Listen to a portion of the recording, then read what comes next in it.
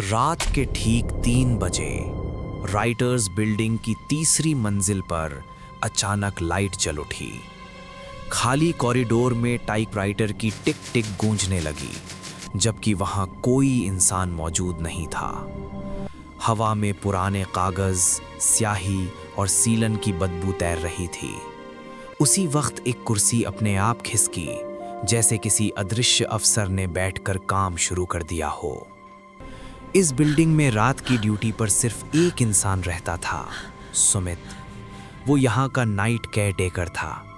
उसे पहले दिन ही बताया गया था कि रात 3 बजे से 4 बजे के बीच तीसरी मंजिल पर नहीं जाना है। लेकिन उस रात टाइपराइटर की आवाज़ सुनकर सुमित का दिल घबराने लगा। आवाज़ बिल्कुल पास से आ रही थी।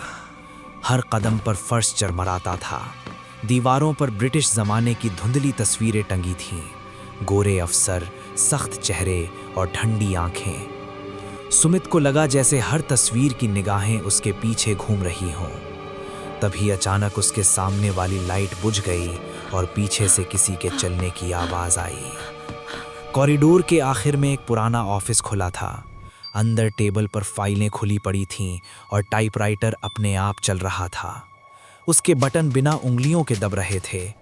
कागज़ पर उभर रहे शब्द आज की तारीख में लिखे जा रहे थे, जबकि वो मशीन आज से 100 साल पुरानी थी। सुमित का गला सूख गया। उसे याद आया कि राइटर्स बिल्डिंग में अंग्रेज़ अफसरों ने कई भारतीय कर्मचारियों को सज़ा दी थी। कई लोग यहीं गायब हो गए थे। कहा जाता था कि जो अफसर अपनी कुर्सी छोड़ते नहीं, वे मरने के बाद भी यहीं काम करते रहते हैं। अचानक कुर्सी घूमी। सामने एक धुंधली आकृति बैठी थी, बिना पैरों की लेकिन यूनिफॉर्म में। उसकी आंखें सफ़ेद थीं और चेहरे पर कोई भाव नहीं। उसके सामने रखी फाइल पर सुमित का नाम लिखा था। हवा अचानक बहुत ठंडी हो गई। टेबल की सारी फाइलें अपने आप पलटने लगीं।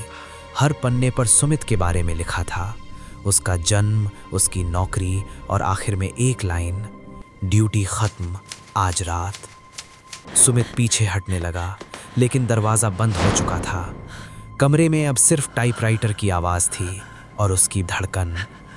अगली सुबह राइटर्स बिल्डिंग में सुमित नहीं मिला। उसकी कुर्सी पर सिर्फ एक नई फाइल रखी थी। कवर पर लिखा था, नाइट केयरटेकर सुमित कुमार।